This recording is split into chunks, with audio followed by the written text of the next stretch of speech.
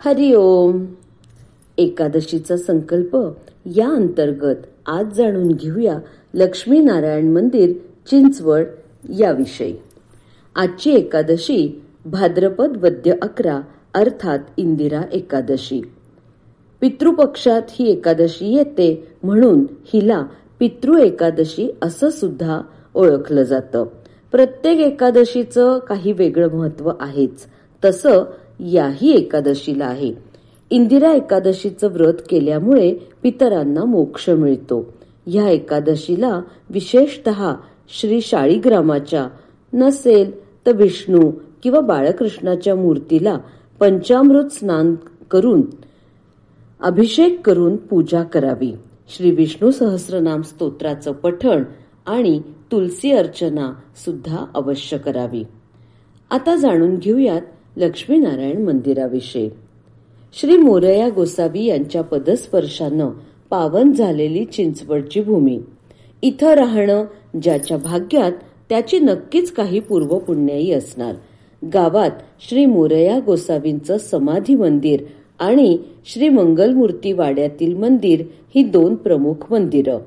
मंगलमूर्ती वाड्यामध्ये मोरया गोसावींना जो तांदळा स्वरूपातला मोरया प्राप्त झाला त्याची स्थापना केलेली आहे. याशिवाय श्री धनेश्वराचं प्राचीन शिवालय सुद्धा आहे. अलीकडील काळात विविध देवदेवतांची मंदिरं आणि संत सज्जन यांचे मठ इथं उदयाला आले आहेत. बहुतेक सर्व मंदिरं जागती आहेत. गावातील वातावरण अत्यंत धार्मिक आहे. इथं विविध प्रकारच्या उपासना आणि धार्मिक कार्यक्रम सफल होत आहेत.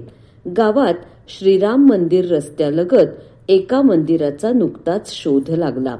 हे मंदिर आहे श्री लक्ष्मीनारायणाचं. श्री येरवडेकर यांचं हे खासगी मंदिर आहे. या मंदिराला यंदा 105 वर्ष पूर्ण झाली. वैशाख शुद्ध द्वादशी शके 1842 हा या मंदिराच्या स्थापनेचा दिवस. पूर्वी यांचा स्वतःचा वाडा होता. त्या वाड्यातच हे मंदिर होतं आणि तिथं जी फरशी आहे त्या फरशीवर नाव कोरलेलं आहे. त्यानुसार हे मंदिर यमुनाबाई भ्रतार मोरेश्वर क्षीरसागर उदास यांची मुलगी असं म्हणून मालक म्हणून यांचं इथे नामोल्लेख आपल्याला आढळतो.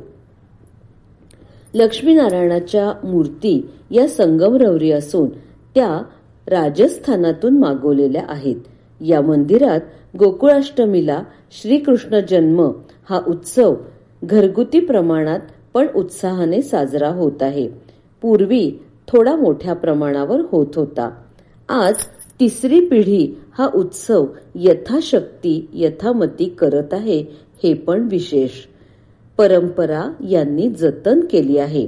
आता या वाड्याचं नूतनीकरण झालं आहे. तिथं नवीन इमारत उभी राहिलेली आहे आणि या इमारतीला लक्ष्मीनारायण असंच नाव दिलेलं आहे.